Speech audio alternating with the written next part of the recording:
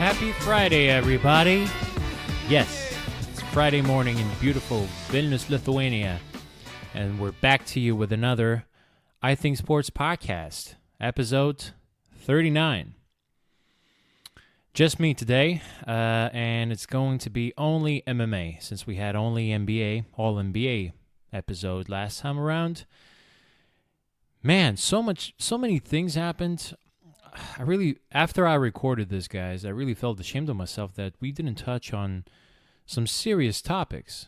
I mean, about other organizations. I really just previewed Korean Zombie and Renato Moicano card. But man, all these other cards and Bellator and Bare Knuckle Fighting Championship that, we're going to have to talk about because there was a lot of drama and interesting lead-up into Artem Lobov's and Malignaggi's fight. So it was a lot of fun stuff. And we did discuss, Lobov and Malignaggi before. We did discuss Bare Knuckle Fighting Championship before, just a little bit. So, I forgot that I'm actually interested in watching this, and I had to preview it. I feel ashamed now that I didn't. And really, man, Bellator card, okay, maybe this was not the greatest, and we'll get into this real quick. But man, Bellator lately has been delivering some nuggets. I really cannot say now for sure that UFC is better. I mean, UFC pay-per-view is still definitely the best one, but just ordinary, weekend cards, weekend after weekend. Not only Bellator can compete with those right now, but they can sometimes overmatch them and by quite a bit. I mean, last time around 222 was just absolutely amazing. Of course, that was a big MSG card for Bellator. That was, pretty important for them to shine, and, UFC couldn't care less. So I get that, but man, even this one with Rafael Lovato Jr. card, oh my God, this was a stellar card, really. And that fight alone was worth, the time, exchange time with, as much as it hurts me to say this, but Korean Zombie and Renato Moicano fight, did not get any traction. To me, it was still amazing. I loved watching it. It was definitely fun. But, yeah, Lovato Jr. against Gegard Mousasi, it's not the highest possible MMA level that you can achieve, but pretty goddamn high. It's for the championship. Both dudes decorated as hell. Lovato is a bit still, he's 35 years old, but he's still kind of fresh. He doesn't have too many fights under his belt. But, Mousasi is like creme de la creme. This guy could easily, I like to use this term, creme de la creme.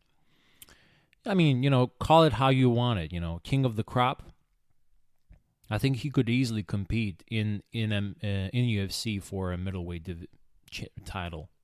I think I would love to see him against Whitaker. I would be rooting for Whitaker, but I don't know who would win. You cannot really say that Mousasi couldn't win against a smaller dude like Whitaker, and keeping in mind that Mousasi is big as hell. He actually fought and beat some elite light heavyweights as well. So high class, really high class main event. Then watching Melvin Manhoef. Yeah, I don't know this Kent Kauppinen guy, but, Manhoef, we all know, we all love. I mean, that guy is just absolute berserker. So it's always fun watching him.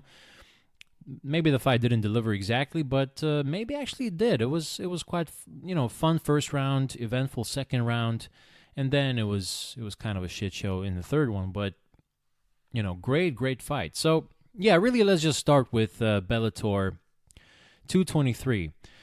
And I gave all this praise, but I gotta start with the sour note with this one. I mean, what the fuck is this shit with Bellator 223 card and then Bellator London card, and it's all like part of the same thing, but yet it's broadcasted separately and differently? It's still happening in the same arena, SSE Arena in London, England. And it's fucking stacked card. I mean, stacked not in terms of stars, but just in terms of fights. Like a preliminary card has like 4, 5, 6, 7, 8, 9 bouts. And then the Bellator 223 official card, in quotes, has 6 fucking fights. And they had another early prelim fight. So that's like 16 fights, and we haven't even reached the Bellator London card, which is 3 more fights. I only watched Bellator London card because I thought that's the only one available to us, but apparently if you switch networks, I don't know which is which. I think Bellator 223 was supposed to be on Paramount. Fuck, man, I'm not even American, I streamed this shit, so I don't even know, but I absolutely forgot that we were down to see Paul Daly and James Gallagher. I missed on those dudes, and I felt shitty. Again, I felt bad already that I missed Bellator, and we did not talk about it because this card was amazing. I did preview it with Buddy Al, and, he laughed at me because I was so excited, and he doesn't know any of these dudes. But, Gallagher and Daly versus Silva, Eric Silva, that is. And then, some guys like Melvin Manhoef and Rafael Lovato against Mousasi. This card was unbelievable. You definitely had to see it. So I did see it kind of, but I forgot to preview it. And then I didn't actually see it all because of this fucking mix-up. To me, it's just frustrating. We're at the 21st century. Technology is everything. Now even banking systems are more customer pleasing than ever. Customer is empowered everywhere he goes or she goes. Everywhere they go, customers are, ruling it all. Everything is easy access. Everything is moving fast, whether that's information, whether that's money, whether that's music. It's whatever. It's the best time alive to be as a human being, as a customer. And yet with this shit, with television and streaming, we're still just... And again, you would think that this would be so much easier with Netflix come around and Hulu and, Apple TV doing their share of things. You would think that, this is the time to be alive in television world as well, especially when television is kind of, competing with internet.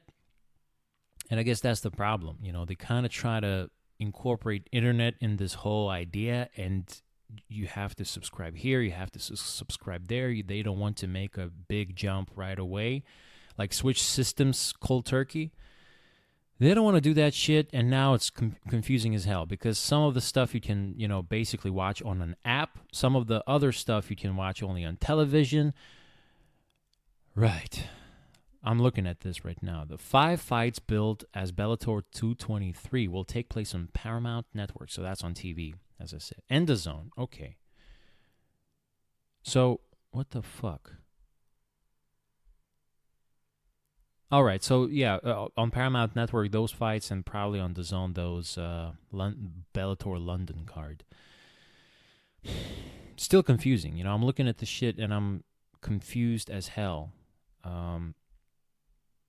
Yeah, man, this was frustrating. This was frustrating, and I saw the same thing happening, the same reaction from, hardcore fans. I'm not even talking about, ordinary fans. You're losing ordinary fans with this type of shit. And the fights were good. That's the problem. I'm not going to speak about James Gallagher and Paul Daly. I still did not see that. But as far as I know, those dudes won. Paul Daly won against Eric Silva, unanimous decision. And Gallagher won against Jeremiah Labiano, also unanimous decision, 29-28 all across the board. But that was a catch weight. I wonder what happened with Gallagher. It seems like he missed weight or something. Maybe he didn't. Maybe Jeremiah Labiano did. But yeah, those were good fights, and those were missed even by me. Even. I'm not exactly the... I would call myself a hardcore fan, but I'm not exactly good around this, subscription on this shit and streaming on that shit. And, as I said, I'm not even American, so I don't have Paramount Network at my home. So, yeah, I'm not good with keeping up with this stuff. All I care about is, can I stream it? Can I watch it online? I don't care about anything else. If I can, I'll watch it. If I can't, well, I guess I'm just going to miss it. I'm going to skip it. That was the thing with the Bare Knuckle FC, but we'll talk about that a bit later. So yeah, moving on to the Bellator London card, finally. Aaron Chalmers fought Fred Freeman.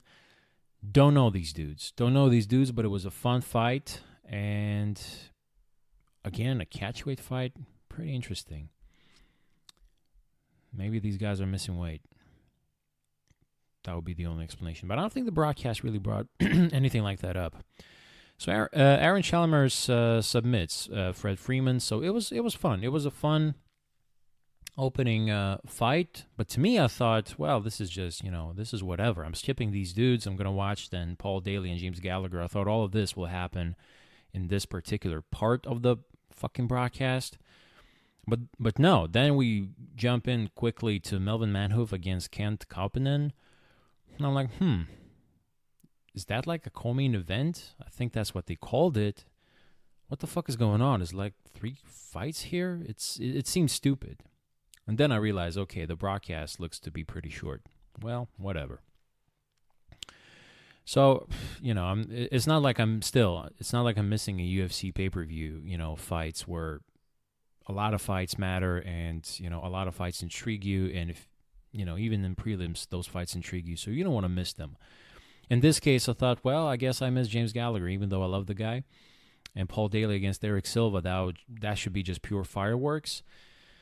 Whatever. I'm just going to watch Melvin Manhoef because that should be fireworks as well. And it was. In the first round, it was amazing. Kent Kauppinen actually dropped Manhoef. I mean, Manhoef, he's one of the most exciting, one of the most lethal strikers you will ever know. And especially the guy who has fought everywhere, K1, Pride, UFC. No, UFC didn't fight. But, MMA world, he was pretty active and pretty lethal, man. He finished some badass dudes. But, lately he's just, he's a bit chinny. I mean, what else can you say? The guy has gone through so many striking battles that I cannot even understand how he's fighting. So I guess this was his second to last fight. Yeah, look, shit, man. His kickboxing record is 38 wins, 27 by knockout, and 14 losses. And then his mixed martial arts, 31 wins, 28 by knockout, and 14 losses. The guy has fought in 90 fights, not considering, the sparring sessions with, all the beasts that he's training in Netherlands, Dutch kickboxers. I think he's good friends with Badahari, so you can imagine how much he's training with that guy and, guys like him. So, yeah, he's just looking at his record, man. Joe Schilling knocked him out. That was 5 years ago. Again, time flies. Whenever I look at these records, it seems like it happened like 3 years ago. 5 freaking years ago, man. Yeah, so Joe Schilling knocked him out very convincingly. Then he gets knocked out by Rafael Carvalho by a head kick.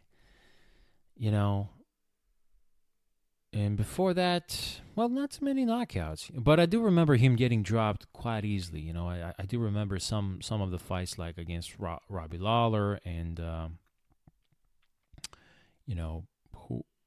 Paulo Filho, I think he fought and got submitted against Musasi. I do remember a lot of fights. But not, when I'm looking at this right now, not too many knockouts. Not too many knockouts have been delivered to him. Yeah. But in his striking, background, again, from kickboxing, he lost 6. He has 6 losses by knockout. And in MMA world, he has 5. So he's been knocked out 11 times,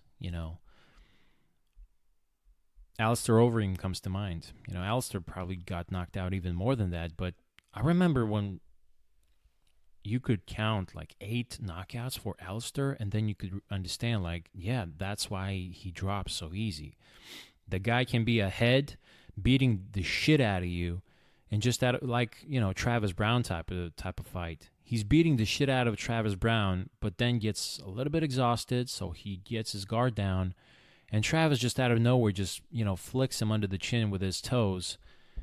I mean, not exactly. I'm a bit underestimating the way that kick landed. I mean, it was pretty much Anderson Silva, Vitor Belfort-like. But, that was it. Alistair was out. Travis had to follow up with a few punches, but Alistair was completely out. And the same thing with Melvin. When he gets knocked out, he gets flatlined lately. At least that's what I can remember with Joe Schilling and Robbie Lawler. And Robbie Lawler was that like 10 years ago? Let me just quickly scroll through. Strikeforce, Miami. Yeah. 2010. Okay, so 9 years ago. So pretty close. So yeah, there you go. I mean, Melvin Manhoef, either way, he does get knocked out, but he knocks dudes out left and right. The guy is just absolutely crazy. And, he's about to retire. He still wants to have another fight in Amsterdam after this one.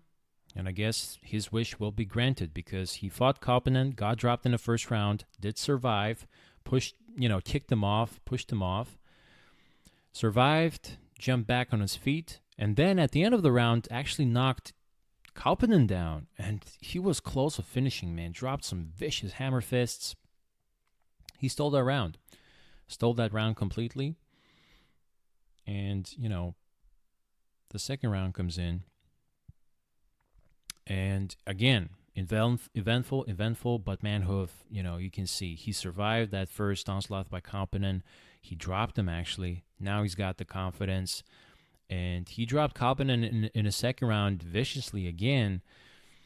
It was close by finishing. I mean, Manhoef, when he jumps on you, he's like Vanderlei Silva. That guy is just a shark. Once he smells blood, he's all over you, and he blows his gas tank. That's what gets him in trouble. He's so powerful. He goes all in on every single punch and attack. And that's what happened with Koppinen. He just dropped on the dude and swarmed him with punches and kicks and whatever. I mean, that guy is just so vicious. He's a killer. But he couldn't finish Koppinen, so good for Koppinen.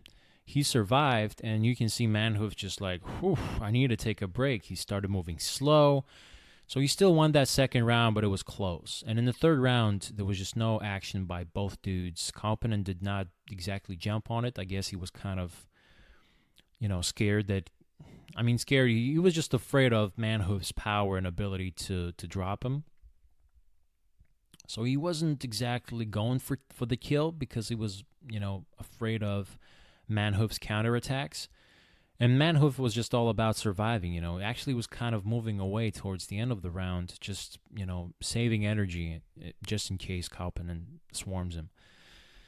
So yeah, it was all about conserving and saving energy for Manhoef and for Koppinen, I guess, being just too worried for Manhoef's power. But I guess rightfully so. He got dropped in the first 2 rounds. So Koppinen loses 29-28 all across the board. Yep. Unanimous decision goes to Melvin Manhoef. So he's back on the winning column. Good for him. All right, so the main event. Rafael Lovato Jr. against Gegard Mousasi. Ooh. Oh, baby. Love this fight. Love this fight. When I saw this happening, so many people gave so much praise to Lovato. And, I saw him fight, and the guy is just grappling machine. But he's just so well-rounded. That's the thing. You would think like he's this Damian Maia type of an expert. We can look at his Brazilian National Jiu-Jitsu Championship, for example. And he's got gold medal in 2007, then a few bronze and silvers and bronze, and then gold medal back in 2013 in absolute weight class. Abu Dhabi... gold medal in 2011. Shit, man. There's so many medals. And, not all of them are gold exactly, but shit, he's got a lot of them. In World and Pan Ams, as I said, in Abu Dhabi. So, yeah, This dude is as decorated as it can be. But he's got some, TKO wins. He's got ability to finish you with punches. He's got vicious knees. He's got everything. This guy's got everything. He's not afraid to grapple with anybody. And he's been going through guys left and right, no problem. But Mousasi, man, just a different level. Jesus.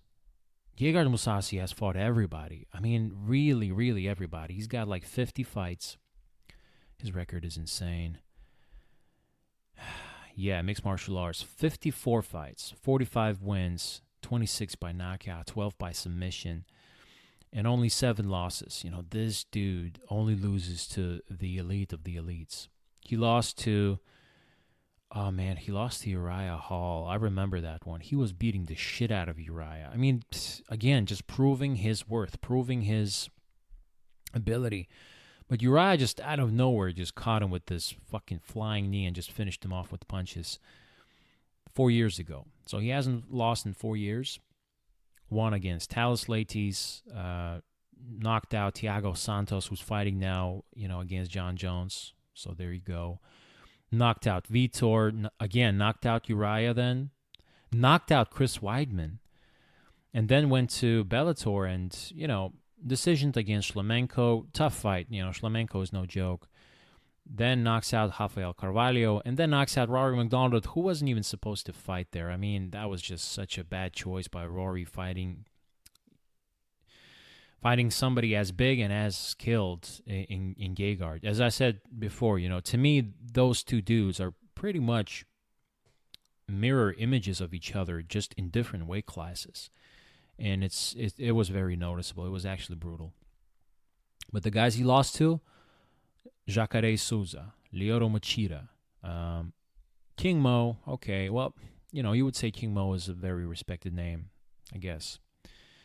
And then his, Petras Markevičius. He fought like a Lithuanian dude here in Helsinki in 2005. His career started in 2003, so he's fought who's who. But his really, most noticeable losses were the ones from 5 years ago, really, when he came to the UFC. And as I said, lost to Machida, lost to Jacare. Shouldn't have lost to Uriah, but, stuff happens because it's MMA. You never know. And now he fights Lovato. So to me, I'm looking at this, and Lovato has been ruled as, a favorite. And I'm like, you got to be fucking kidding me. Lovato has 9 fights under his belt. He's fighting Mousasi, who's seen it all. He's seen grapplers, as I said, fought Jacare, so I thought this is money, I didn't exactly expect Mousasi to, just to win easily, but I thought, yes, for sure Mousasi can win, because for Lovato, this will be a completely different level of competition, and I wonder how is he gonna face that. And he's never fought in the championship rounds, so there's just a lot of questions, that we don't have answers to. So what can I say? Lovato opens up, just grapples Mousasi's ass off. Kind of started standing up, but at some point Lovato decides to take Mousasi down. Mousasi is a very decorated striker. He does have a kickboxing career as well, just a little bit. He had 8 fights, all 8 wins, 3 by knockout. So, he's good. He's good at everything, but especially striking. He's got these long arms, vicious power, good power, but also just good combinations and very cool and calm, collected style. So he's not swarming. He's not blowing his gas tank on you. He will just fucking pick you apart with tough punches, and you'll just have to take it.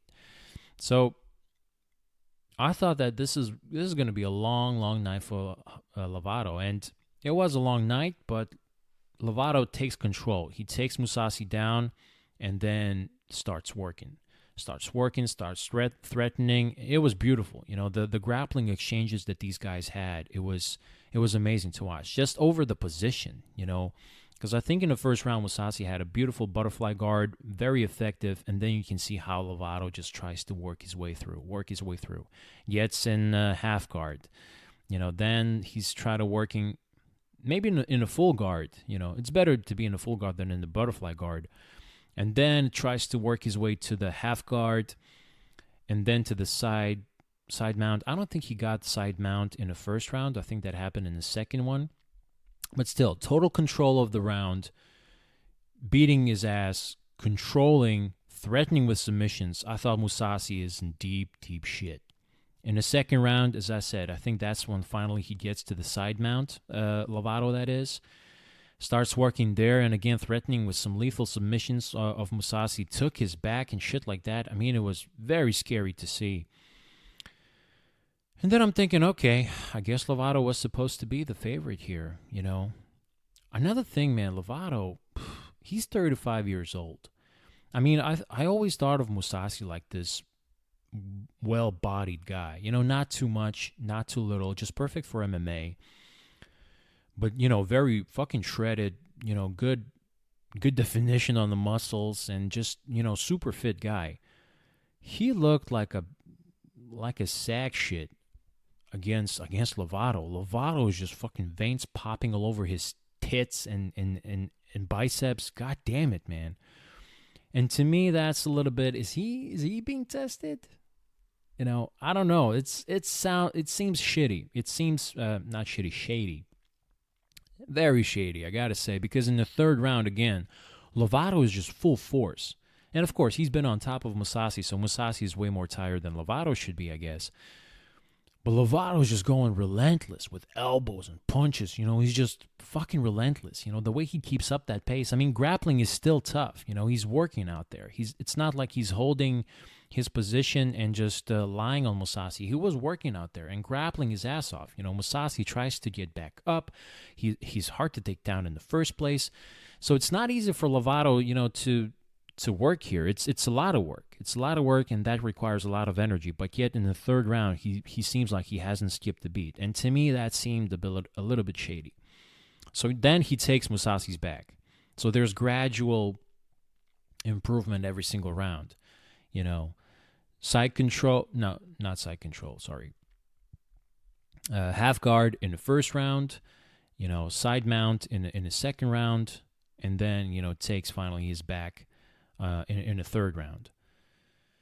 But then Mousasi reverses the position. He actually rounds up on top, and he starts working. Finally, we see something from Mousasi against Lovato, and yes, finally it's a fight. After 3 rounds, 2-1.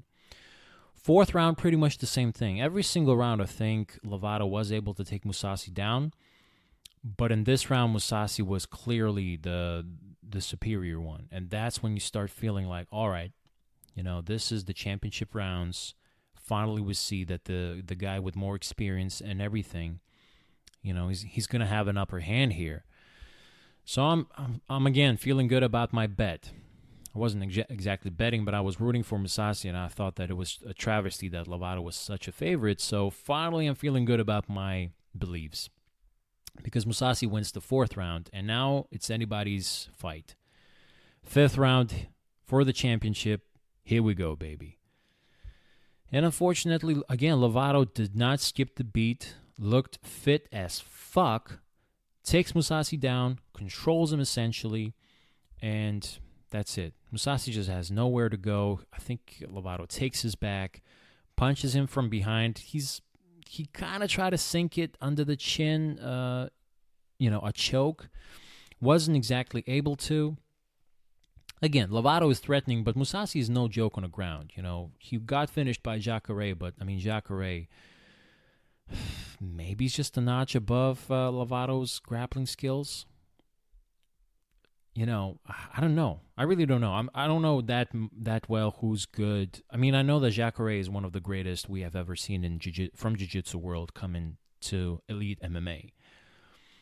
And, you know, then it's Damian Maia and Fabricio Verdum probably sharing the second spot. Although Verdum finished some bad-ass dudes, man. Verdum might be ahead of Jacare now that I think of it. And then it's got to be Lovato somewhere. But is he higher? Is he lower? I really don't know. He's just fucking good. You know, he's just that good, I would say. But, you know, Mousasi's able to survive. I guess at least he doesn't get finished. But he does look kind of bad with his back taken and getting punched from behind to the face. I mean, those punches don't hurt you, but it's making a statement that Lovato is about to win this. And that's what happened. Rafael Lovato Jr., now your new Bellator middleweight champion. He takes that crown from Gegard Mousasi, and he finally has it. After 10 fights, he's the champ. Well deserved. As I said, a bit shady. I don't know what this guy's taking, but sign me up for that. And but still, well deserved win, because that guy just proved everything with skill, pure skill. The way he controlled Mousasi in grappling department, that's pretty surreal. Mousasi, as I said, he's fought some tough dudes. Even Chris Weidman, great grappler. First of all, amazing wrestler, and then he's got that submission ability. He can submit anybody. Yeah, Mousasi survived that shit. Actually finished Weidman. So again, I'm so high on Gegard Mousasi that I was really doubting Lovato's chances, but here we are. Lovato earned it. Round by round, came through adversity, first time in a 5-round fight, fighting elite of the elites. And he won, fair and square. So there you go. Very exciting main event. Super exciting. The main card, I mean, it's weird to call it a card. 3 fucking fights, it's even weird to call it a card. But it was a lot of fun, at least in the main event. But the weekend is not over with that. As I said, we previewed Korean Zombie and that card.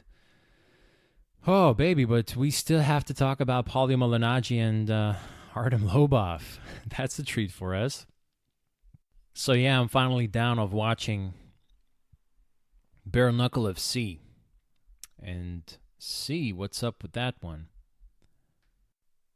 I gotta say, just the idea of bare knuckle fighting, I was on Joe Rogan's camp. He was probably the most known ambassador of letting guys fight with bare knuckles, and I couldn't agree more. I think it's, in terms of realistic approach to the fight game, of course you have to do that. What I don't like about this one, in MMA, I love it. I love it for submissions, first of all. And I love it for the reality of the fight, that, maybe punching somebody with your fist is not the best idea. Because Rogan actually says, you're actually taping your wrist. Even from taping it, you're making it more of a weapon. You're making it more of a bat. Because taping, really protects, because, if you don't tape it, your wrist bends. So, realistically speaking, nobody should actually be punching anybody. We should be kicking each other and trying to submit each other, choke each other out, stuff like that. But punching, that's stupid. It's stupid because, your hands are not designed to take down somebody's face, to take down somebody's big dome. It's going to break. If you're going to try, it's going to break. If you're going to hit it at a bad point, it's going to crack. And you will suffer damage. You will suffer damage by trying to inflict damage, and you have to move away from that. You have to start kicking. That's why martial arts like Taekwondo were so popular. Again, it seems like a bad and shitty martial art, because then your hands get terrible. But why you need hands? If everyone's fighting bare knuckle, if everyone's actually fighting no gloves, no tapes, just in a good old-fashioned street fight, you don't want to punch anybody because you don't want to break anything. There's a reason why during the movies, when the guy punches somebody, he's immediately, shakes his hand and screams in pain, because that's how it's supposed to look realistically. So, in MMA, I thought, yeah, switch to that. When you absolutely need to, and you absolutely can, punch somebody. But essentially, we need to try to grapple more, to kick each other more, work more on a clinch, not just flat out wing from the hip, trying to knock each other out, like we sometimes see, especially with small gloves. That's just crazy. And with boxing, I mean, get that shit out of my face. People talk about boxing, sweet science this, sweet science that. I get that it has become a science. You pretty much have to be. We're going on a tangent here, but just real quick. I get that in boxing, there's only one variable: punching with your hands. There's no spinning back shit, nothing. There's just Me standing, chin tucked, hands in the air, and you standing the same way, and now we have to, outpower, outsmart each other. So when you're working just with one variable, it's really tough to get elite good. That's why it's really unbelievable what somebody like Floyd Mayweather is doing. Because, to get good at this shit that everybody can get good at and to get elite in that shit, it's pretty spectacular. We're talking about fucking details, absolute details, everything down to the most observant detail possible. We're talking about the perfection to the core. But again, it's just one variable, it's not. And it's not realistic. It's not realistic in a real fight. That's what Conor said to Floyd, before the fight. He said, "You're so fucked. If it's a real fight, you're done already. You're dead already." Something like that. I mean, it's true. Boxing is not exactly a real fight. It's just it's a pretend to be. Any boxer can get taken down by a wrestler and just get mauled to pieces. Easily. As good of a boxer that is. So. What I'm trying to say that, I don't exactly like striking with hands anyway. To me, Taekwondo guys are always more exciting. That's why I'm such a fan of Anthony Pettis. I'm a fan of somebody like Zabit or Yair Rodriguez that go out there and just do crazy shit. Muay Thai, different shit. Muay Thai is different. Even with bare knuckles, man, Muay Thai stuff is very possible because there's a lot of clinching. A lot of clinching and a lot of elbows. Elbows, knees. I mean, it's good stuff. There's actually a lot of grappling going on. In that clinch, those guys are holding and tossing each other all throughout the ring. So it's a lot more realistic. Kickboxing, not that realistic, but at least there's kicks. There's another variable. And in MMA, Jesus Christ, there's almost every variable possible. And, it would actually benefit those variables even more if you don't have gloves, if you don't have something to grab on, if it wasn't that hard to sink in chokes and stuff like that, it would be even more exciting, It would be more grappling based for sure, but it would be much more realistic. Just bare knuckle fighting? Oh, man, that's not a good idea. It's not fighting. It's just bare knuckle boxing. They do have more clinch work. It's not exactly boxing because it's completely different in terms of the way you can clinch somebody and work from there. There is a lot of that going on. You can actually grab somebody's head behind of the head.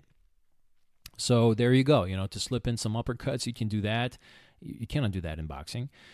So it's a little bit more fun, but it's still standing up. There's no kicks thrown. There's no takedowns possible. It's still just work with your hands, not even with your elbows. All you can do is just punch with your fists, with your fucking knuckles, man.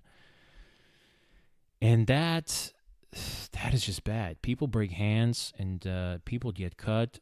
So I only saw the highlights. I didn't watch bare knuckle fighting up until this point. But I did see the highlights of Artem Lobov fighting Jason Knight. And Jesus, did you see, guys, how cut they were? Even in this fight, Malignaggi and Lobov, not very eventful. I mean, I'm spending more time explaining, the narrative of bare knuckle fighting and what my beliefs are and, that this is the first time I'm watching it. I'm spending more time on that stuff than the fight itself because the fight itself was not entertaining at all.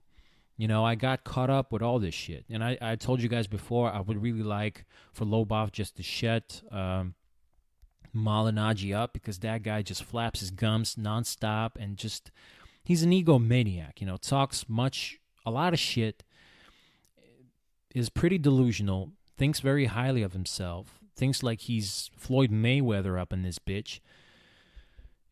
Talking about his Rolexes, spitting it in Lobov's face, talking about his mother. I mean, what the fuck, man? It's some dark shit, and he's out there, going out there like a gangster, talking about, again, his Rolexes and that he's gonna, beat the shit out of him and slap the shit out of him and, that he's too slow. Lobov's too slow for Malignaggi, and Malignaggi's just... You would think that he's greatest of all time. And I get it. As a fighter, you should be pretty much supposed to think that way. But, I mean, Malignaggi hasn't fought in, 10 years or some shit? Yeah.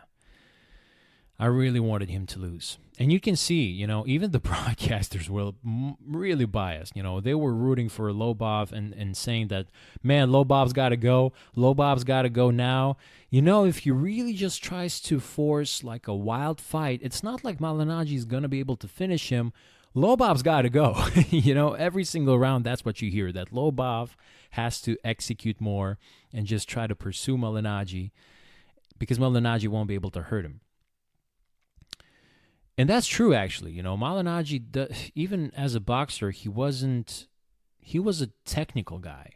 And again, his technique, definitely great. And right at the beginning, you can see that, yes, Lobov is too slow for Malignaggi. Malignaggi's just quicker, even though he looks soggy and soft. He doesn't look like a boxer. I don't know what the fuck he looks like. He just looks like somebody's dad out there. But still, you see his movement. You see that, wow, that guy still has those skills ingrained into him. And of course, he trained. But it looks elite, even against a guy who's in his prime like Artem is. Artem, actually, we should say. Even that guy in his prime looks slow as fuck. Looks like somebody's dad compared to Malignaggi's speed. So that's definitely very noticeable. And Malignaggi works great with his jab. Does his ordinary boxing shit.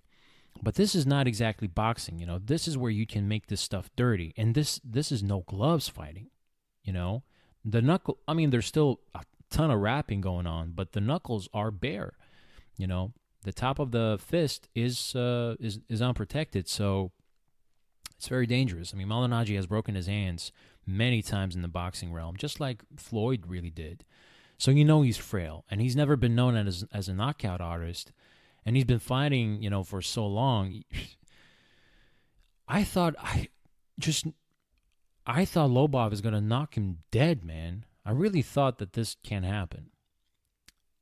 I do understand that Malignaggi is a better technical fighter and this and that, but this is not technical at all. Look at these fucking fights, man. Everybody's just getting cut up and going rock'em sock'em style.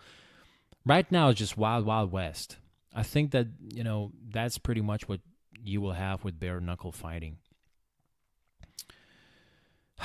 Yeah, so I don't know. I went one way, went the other way, so I'm kind of lost here. But looking at this fight, I thought that Malignaggi is way too confident. I thought that if Lobov connects to him once, man, he'll be down and he'll be done. And Lobov wasn't actually doing it. Malignaggi wasn't doing much either. He was just essentially jabbing and trying to move away from Lobov. He did get punched in the face and did hold his ground, but, Lobov barely touched him and Malignaggi was on Queer Street. Not exactly on Queer Street, but he was feeling it and he was getting stumbled. And he was hurting Lobov too, but Lobov didn't feel it that way. So you could see, man, one guy is just way more fit, way more powerful, way more dangerous, and bigger. Lobov was very, very big compared to Malignaggi.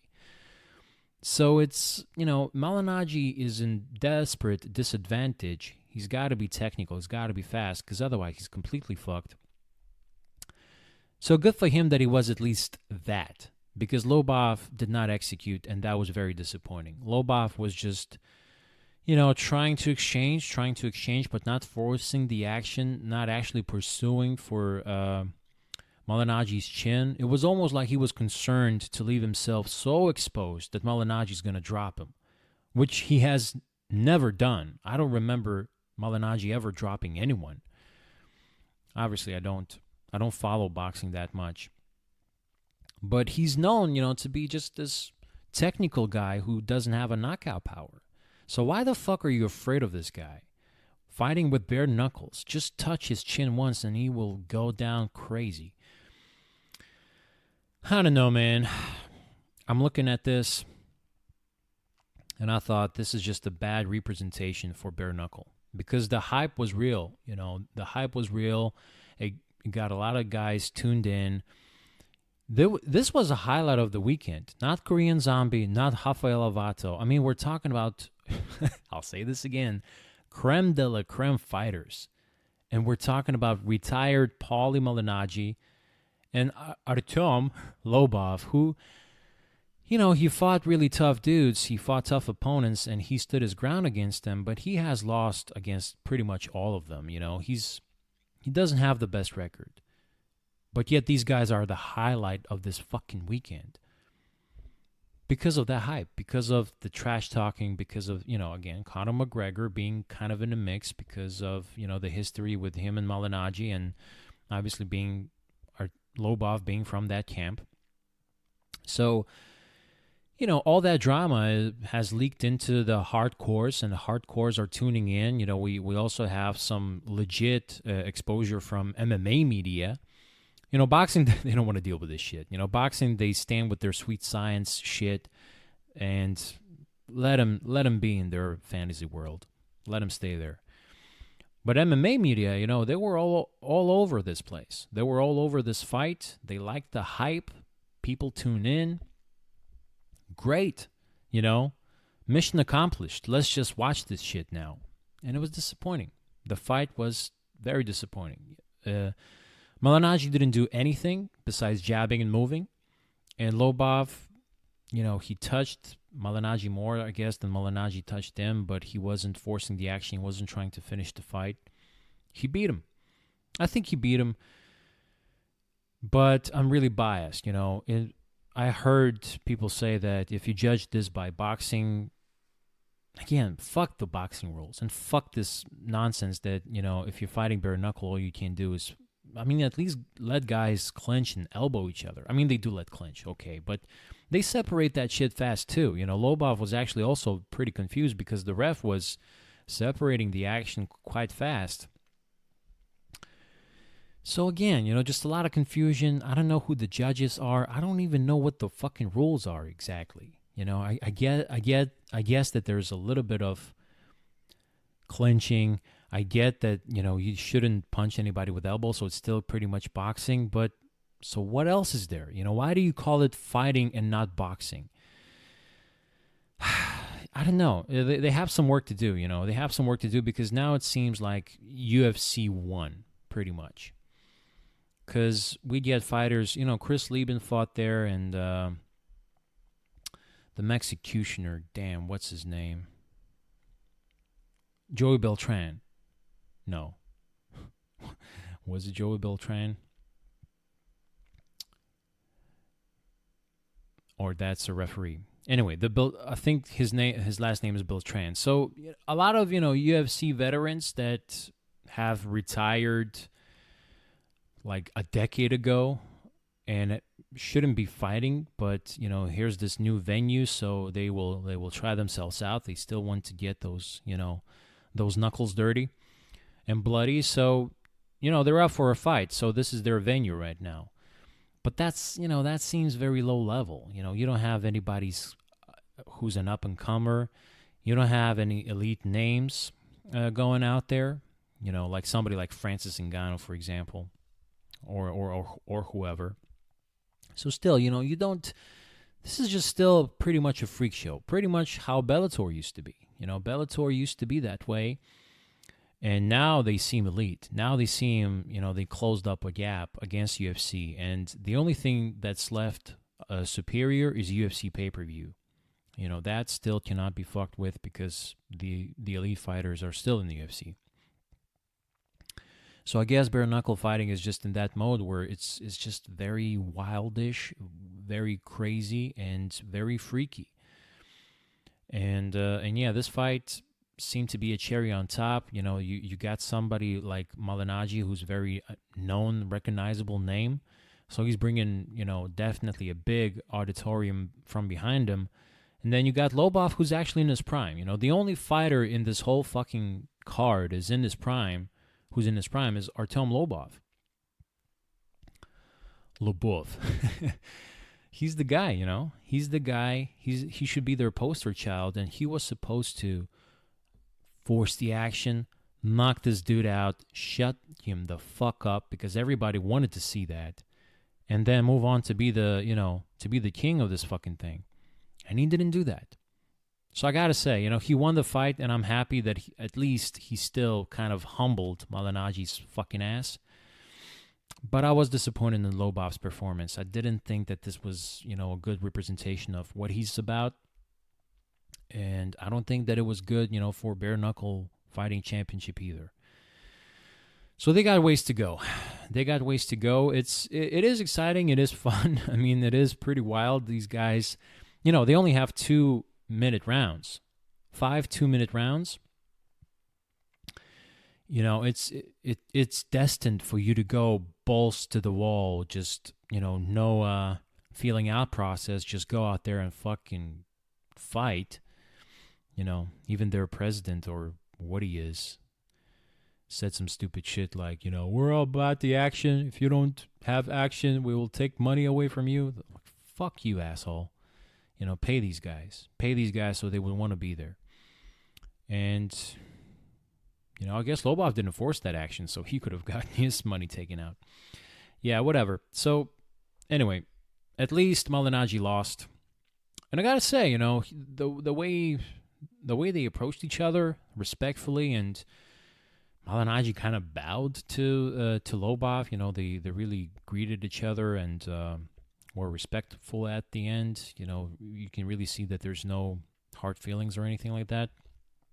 I was impressed by that. Seriously impressed. And then all of a sudden you remember that, okay, Paulie's beef with all this shit, with MMA world in general, is really just with Conor. He just hates Conor. Artem is from Conor's camp, so he thought that maybe he's going to beat his boy, and then Conor will maybe come to save him and have a boxing fight, for example. So I guess that was Malignaggi's intent here, and I've heard that he got fucking paid 7 figures.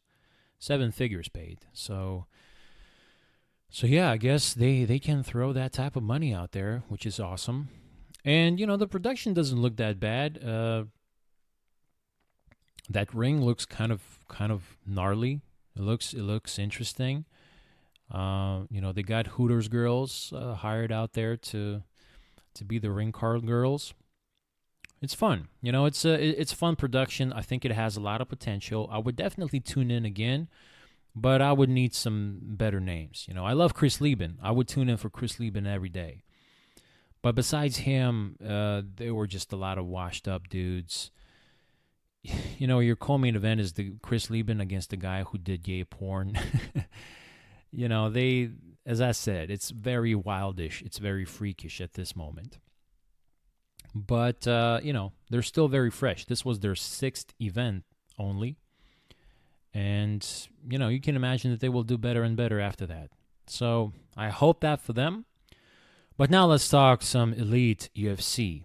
Elite MMA with elite fighters from the UFC who did not get that limelight this weekend. And it sucks, but it's a lot of fun. So let me just grab a sip of water and get back to you guys real quick. Stay tuned. All right. So we're back, and it's finally time to recap what happened with UFC Fight Night. What was it, like 154 or something? Yeah, so it took in United States. Jesus, where's Greenville? They don't even show what state this is. But, in the middle of nowhere, really. What's supposed to be a good card? As I talk with you guys, I was excited about a few fights here. Several fights. Too bad one of them got scratched. Rob Font against John Lineker. I don't know actually what happened. Really got to look at this right now. But that fight got scratched, and I only understood that in the middle of the fight card when I saw Rob Font in... Yeah, let's see. Let's see what happened with Lineker. I saw Rob Font in the stands, and the commentators were talking like, "Oh yeah, here's Rob Font. He was supposed to fight, but now he's just chilling and watching on the sidelines." So yeah, it was confusing to me. What the hell happened here? And actually, I cannot even find what's up.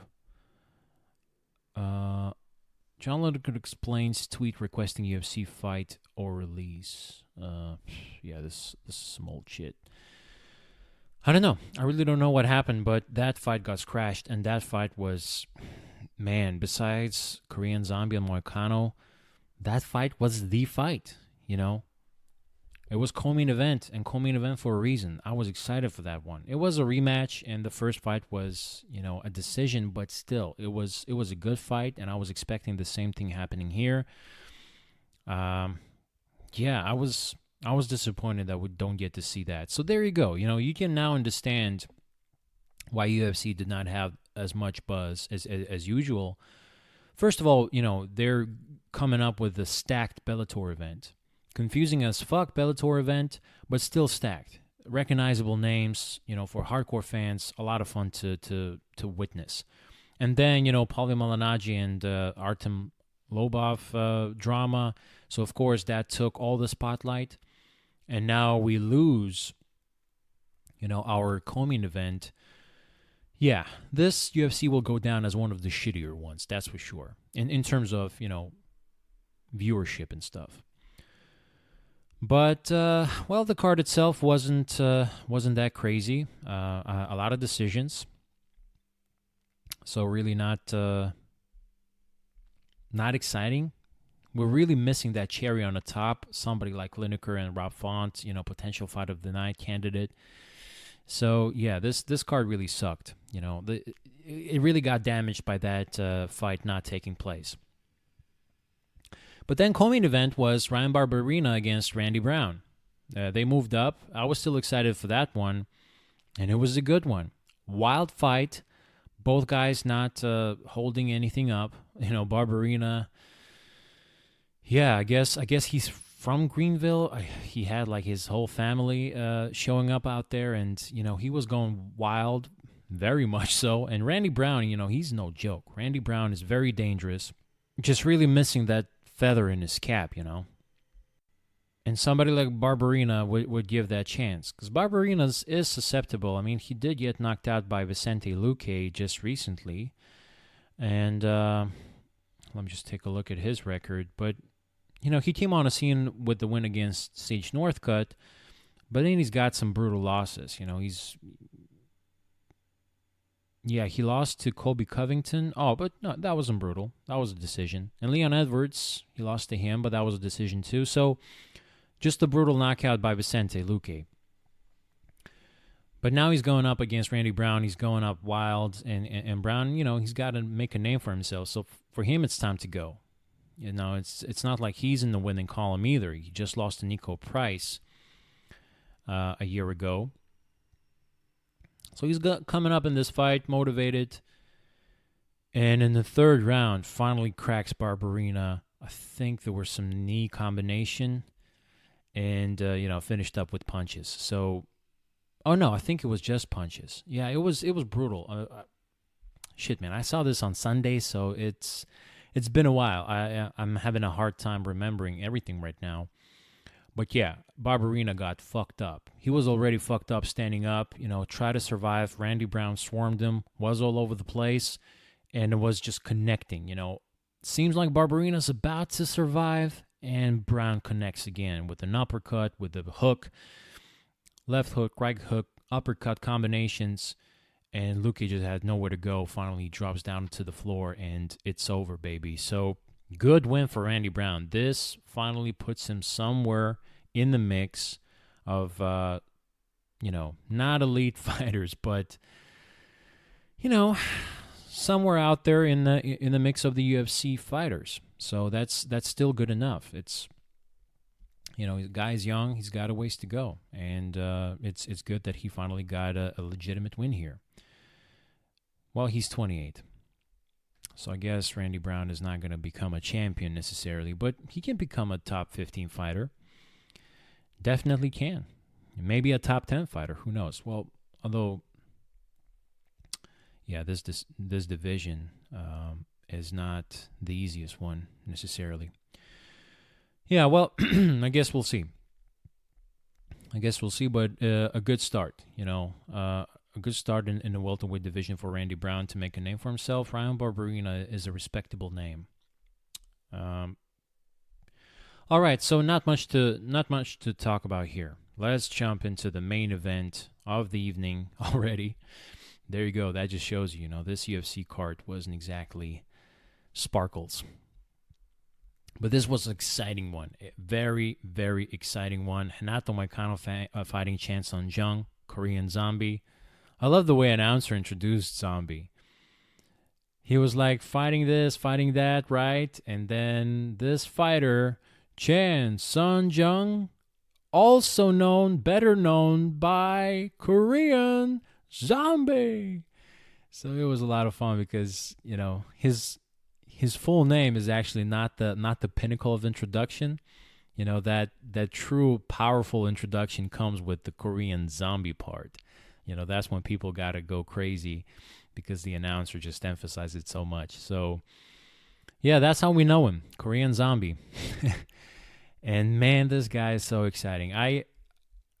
I've heard some people talk about that this will be a tough fight for him. Moicano's no joke. Look, Moicano's no joke on the ground. That's for sure. And I guess people kind of sleep on Zombie because he got KO'd by Rodriguez just recently. Not recently. That was like, half a year ago, something like that. So, I guess you can sleep on him, but Moicano has problems standing up. We saw that against Jose Aldo. It's not like Jose finishes dudes right now, and he did get finished by him. And I thought that standing up, Korean Zombie might be even more lethal right now. He's in his prime. Jose Aldo is not. It might be the case that Zombie's going to deliver even a bigger, more of a statement type of a knockout. But I still stuck with the second round, just like with Jose. I predicted that. I mean, in the fantasy world, I said maybe, he hurts him bad, and Moicano then shoots for a takedown, just to save his ass, and then Jung sinks in a Darce or something like that. Of course, that didn't happen. But, knockout happened, and it happened very fast. 58 seconds in the first round. He immediately drops Moicano, and just, it's all over. Really, with one punch, he kind of flatlined him. But, he had to finish it up with punches, and Moicano was fucking out. Chan Sung Jung, baby. No joke. Korean Zombie is amazing. From this fight, what can you say about Moicano? He's a top 10 fighter. He's a top 10 featherweight. That's for sure. But I guess that's as well as he can be. He's not going to reach those elite levels. He's not going to be able to do anything against somebody like Ortega. Oh, shit, he lost to Ortega. Oh, Ortega, man, submitted Moicano. That's how badass that dude is.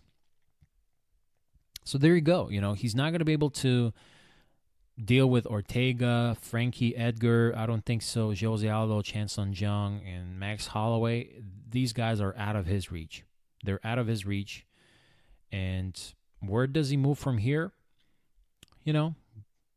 Another ranked fighter, that's for sure. But that's it. I don't know. Maybe a little bit lesser known name. Just a little bit of a tune-up. I don't know. I really don't care, actually, because I was never that high on Moicano anyway. I just know that he's an elite fighter and, very highly regarded by everyone.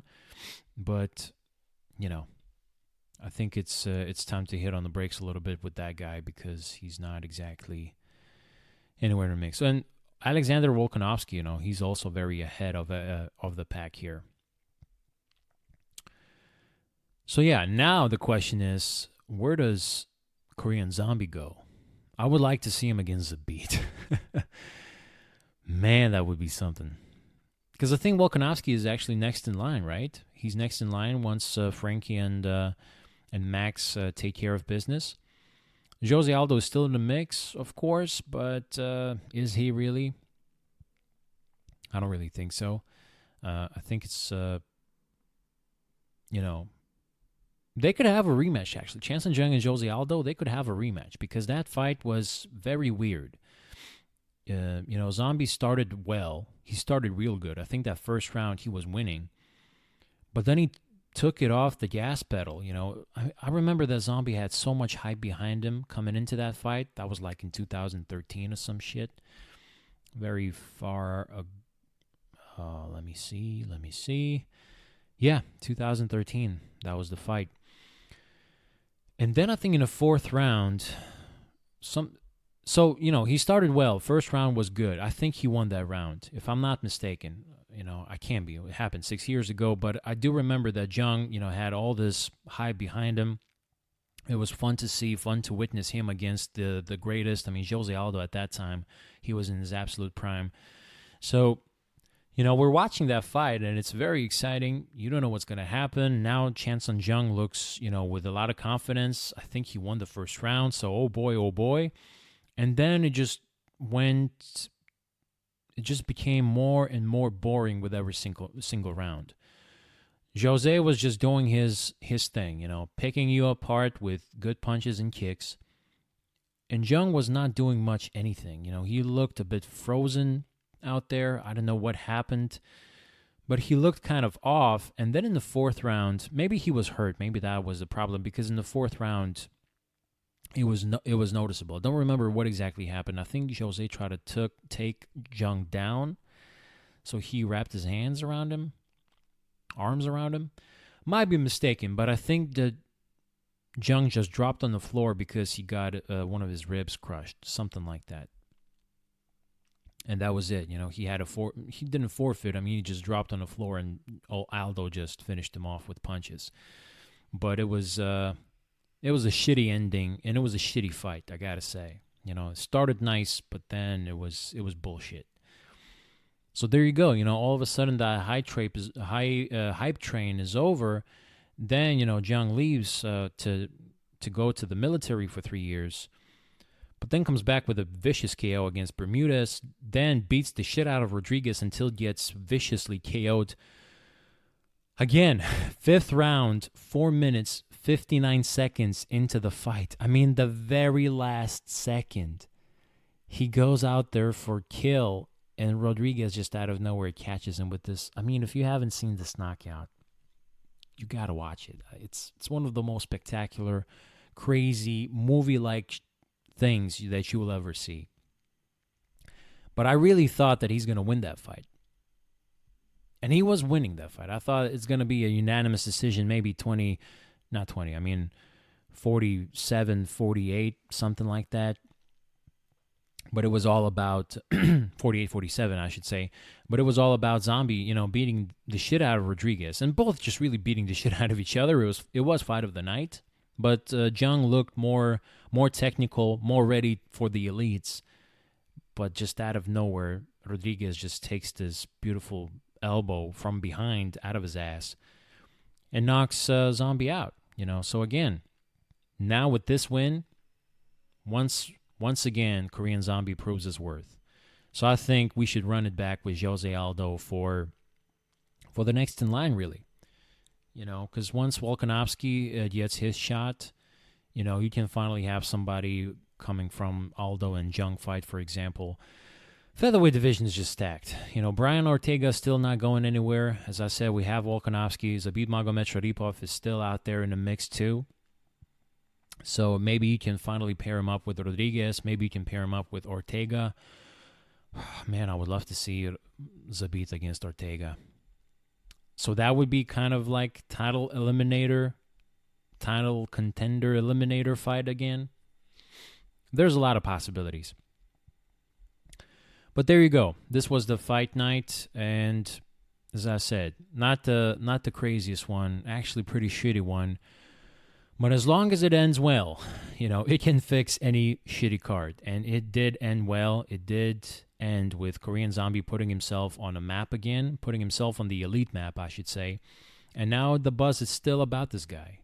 He finished a very good, lethal Renato Moicano. So even though his stand-up is not the greatest, This guy's, got to be respected, and Zombie just did that to him. So it's a lot of fun. Great stories coming out of this one, and also for Randy Brown as well. So there you go, guys. That was fun. Fun weekend, stacked weekend. Thank God the next one is not that stacked. It's going to be pretty boring, actually. But not exactly boring because UFC is going to give us a treat. This fight was supposed to happen on July, International Fight Week and stuff. But because this weekend's card got bled out so bad, this fight got taken to this one. So now we're seeing it earlier, a week earlier. Francis Ngannou squares off against Junior Dos Santos. Oh, baby. Number 2 versus number 3. Whoever wins this has a legit chance of getting that crack at the title. Both guys got those chances before. Junior had a few. Both guys lost to the same people. But if Cormier retains his belt, these fights, both guys, they should be out there fighting Cormier. No doubt. No fucking doubt. So, I absolutely love everything that comes with this fight. And obviously, this is not the topic of the day. The topic of the day is that these guys are absolute killers. Stand-up warriors, super lethal strikers, as lethal as it can be, powerful as it can be. Oh boy, these guys are badasses, and I cannot imagine this being boring, but, we said that with Nganou and Derek Lewis before, so who the hell knows? But Dos Santos is not the guy who's afraid of you. Dos Santos is the guy who likes to, he likes to be technical with you, but he still likes those power shots to be delivered to your face. He likes those openings. He's looking for those openings. So I feel like Dos Santos is going to look for something crazy to happen. But Nganou, he's getting that hype back again. He starts to feel as confident as he was before Stipe fight. At least that's the way it seems to me. So this is your main event. And then Jussier Formiga fighting Joseph Benavidez in the co-main event. Good fucking fight, man. Very good fight. I'm rooting for Benavidez in that one. We're going to preview this real quick. Besides that, we have Damian Maia still doing this goddamn thing. Fighting Rocco Martin. Yeah, Martin is a familiar name. But, it's for Damian really to either prove that he still can do it or just say goodbye. Because Rocco, I don't think he's ranked necessarily. So, yeah, for Damian, this is do it now or say goodbyes, really. And after that fight, we have Roosevelt Roberts versus Vince Pichel. So, I don't know Roberts' guy, but Pichel is a known fighter. Then Drew Dober versus Marco Paulo Reyes. Marco Reyes, I guess. Interesting fight. It's not going to knock you out of your socks, but whatever. At least I know Drew Dober. He's an exciting one. And then at the beginning, we have Alonzo Menifield fighting Paul Craig. Jewbeard still doing it. So, good card. Good card overall. Let's just do a little preview of it then. Let me just grab a sip of water one more time, and I'll get back to you. Stay tuned. All right, I'm back, and I don't think I'm going to spend too much time previewing this card. I mean, it's a good, decent card with decent amount of action, but, it's not exactly July 6th card, which is going to be absolutely bonkers, International Fight Week, and then we're going to do some fucking previews. But for this one, I'm just going to pick Paul Craig. I'm happy that he finally won, that submission against Zenchuku, whatever his name is, Kennedy. That was something to watch, and, it was delivered so late in the fight. Paul Craig really stepped up, because otherwise I think he could have lost that fight. So I'm hoping that he stays on a winning track and beats Alonzo Menifield. Alonzo seems to be a young cat. I don't know the dude, but I'm hoping that he's just an up-and-comer, and he's going to get his shine. For Jewbeard, it's either now or never, really. So Hopefully Paul Craig can deliver a win. Drew Dober, exciting fighter. I always root for the guy. Well, I root for action, and he's got some. You have some legitimate memories from this guy. The way he KO'd Josh Borkman, for example. And I do see that he lost to Beneil Dariush last time around. Yeah, that was a good one by Dariush. Triangle armbar. So that was brutal. But it's Dariush. What can he do? Dober is still very exciting fighter, very skilled fighter, well-rounded fighter.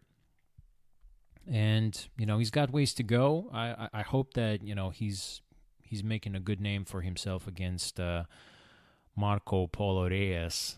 I don't even know this guy, but I'm hoping for Dober to win.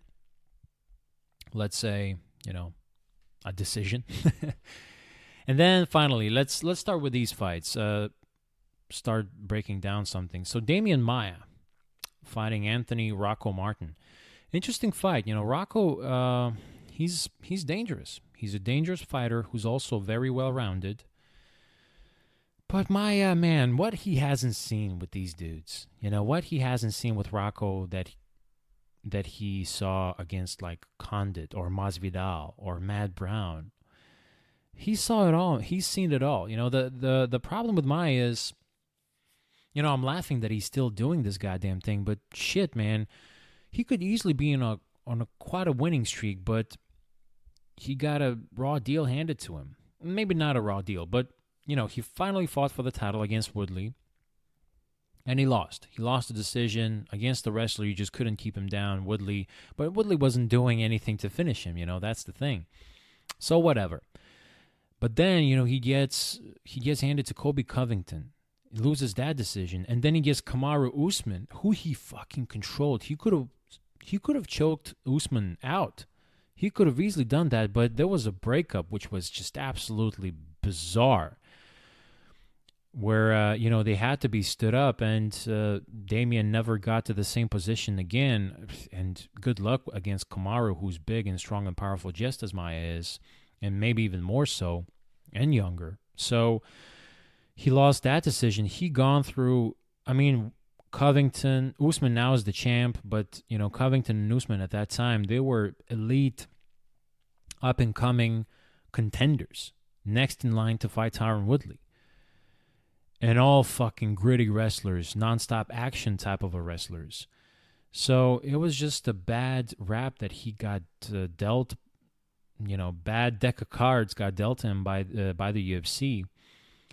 And then he finally gets Lehman Good and submits the guy. Once he gets somebody who's not as savvy on the ground, who's not some sort of a crazy wrestler, who's not the elite of the elites, he just finishes you off.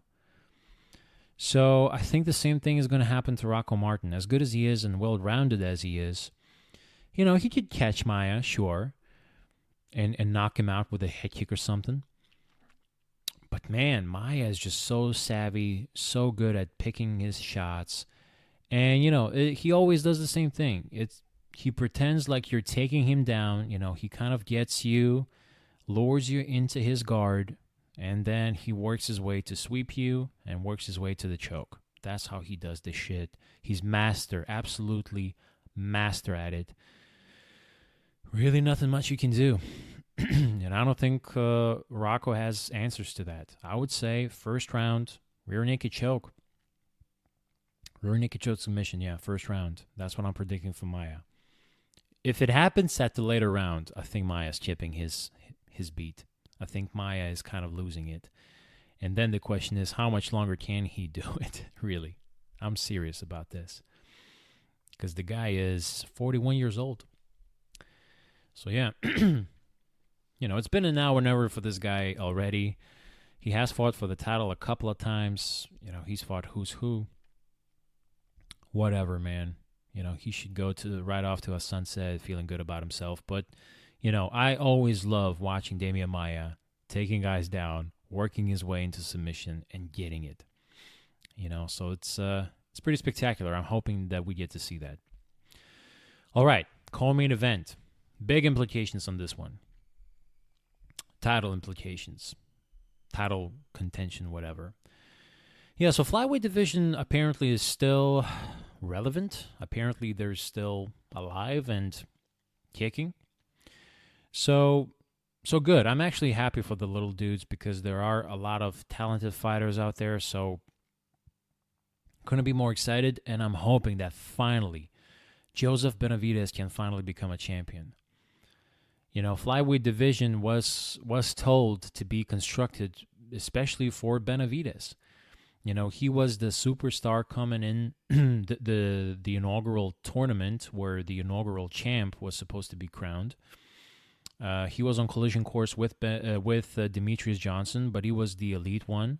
Johnson did not seem to have that same hype because I think at that time Johnson still had a full-time job. But then Johnson proved everybody wrong by, you know, executing a masterpiece against Benavidez. Till this day, it's one of the most technical and most beautiful fights I have ever seen, and yet it got booed by the fans because it wasn't exactly rock'em sock'em action-packed type of a fight.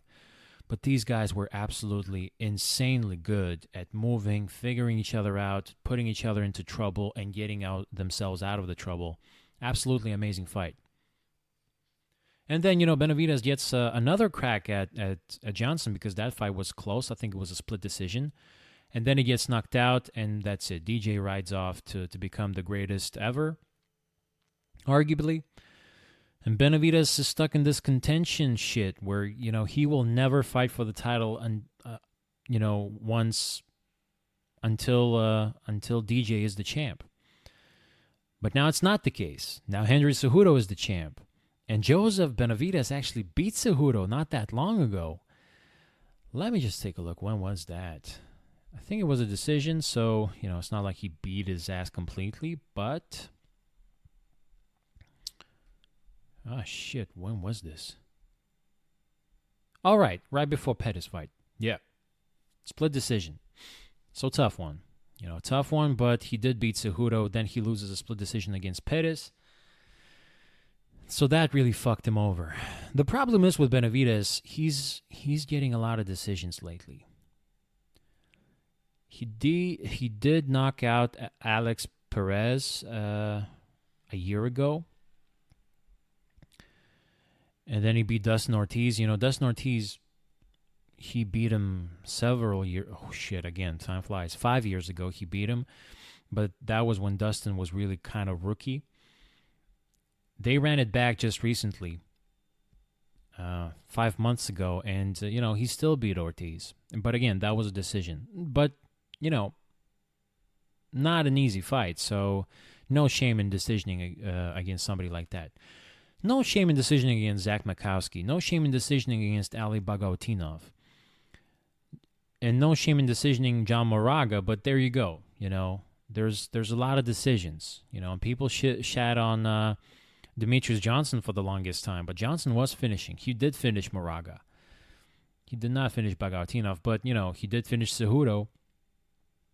And Benavidez barely got a split decision over him. So, you know, there's some things for improvement, but still, he's got a legitimate record. He's beating everybody.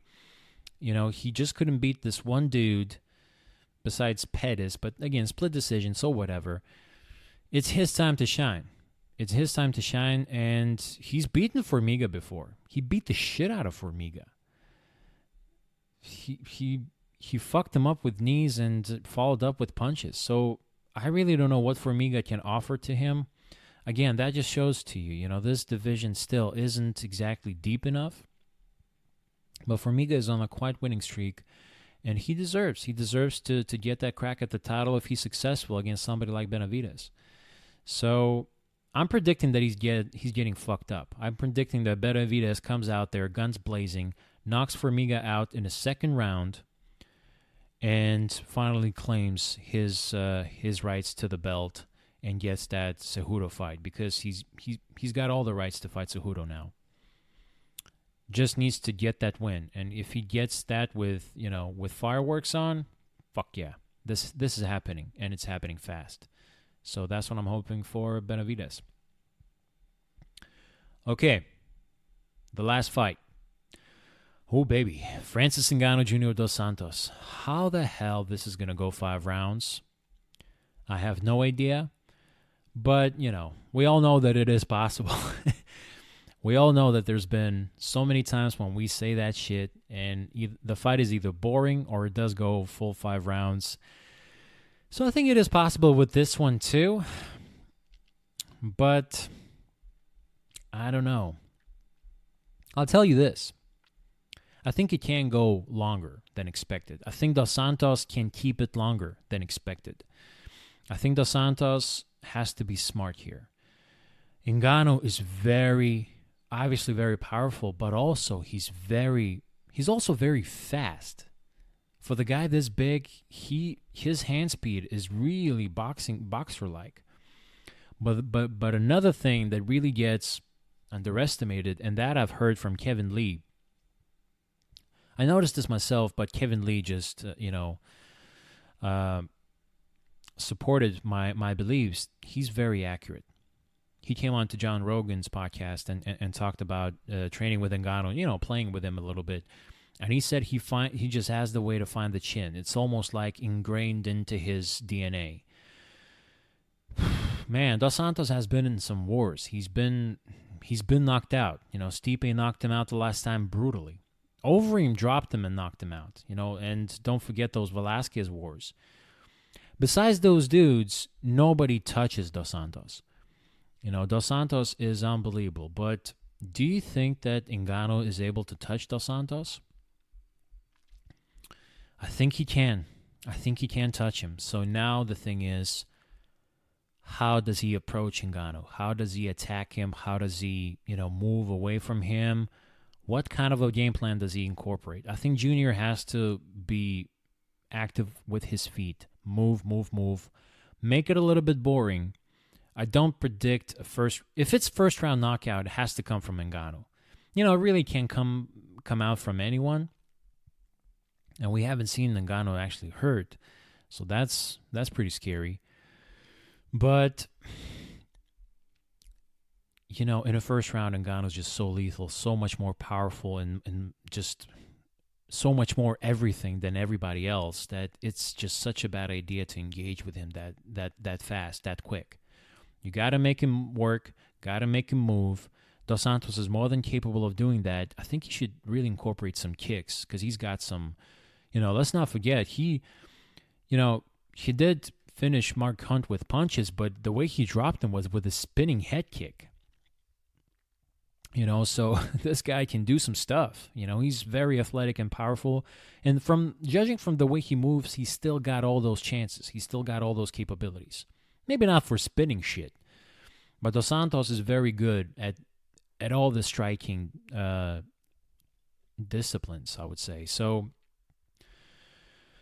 I believe in Dos Santos. I believe that he can knock Ngannou out in the 3rd round, no problem. And I believe that that's going to happen. But if I have to bet my money on somebody, I would bet on Ngannou just knocking Dos Santos out in the 1st round. Hate to say this. My official pick, Ngannou in the 1st round, knockout. But if he cannot do that in the 1st round, I think Dos Santos in the 3rd round will get him. Yeah, that's what I think. It's fun. I mean, this is so exciting, guys. I'm sure that you know these both gentlemen, and you don't have any hesitation whether you need to watch this or not. But if you are debating with yourself, stop that shit right now. You better watch it. It's going to be awesome. It's going to be exciting. It's going to be bonkers. And not just this fight. Benavidez and Formiga should be good. Maia and Martin should be also real fun. And, Dober and Craig, all these fights, they should be fun. It should be a fun fight card, and hopefully it ends also in a lot of fun ways. So there you go. This is the UFC preview. Fight night in Minneapolis, Target Center, this Saturday, June 29th. Check that shit out, ladies and gentlemen. And after that, we will do a recap and a preview for the UFC 230, what is it, 239 now? That's going to be a big one, and it's going to be a fun one. International Fight Week, one of the biggest fight cards of the year, as usual.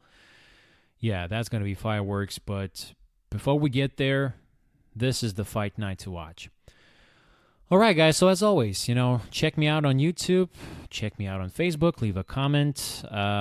Shout out to UK. More and more fans are tuning in from UK. And it's not even soccer season, so I would take that as a good sign. That's a big success, I would say. But anyway, thank you so much for listening. And if you want to leave a comment or if you want to ask a question, just hit me up, on Facebook or on Instagram. For questions, the best way to go would be podcast.its@gmail.com. Let me know what you think. Let me know what's bothering you, and I would like to talk this thing over on the podcast. But for now, we're sailing off to the weekend. A good one from MMA perspective. So just enjoy the fights, ladies and gentlemen, and until the next time.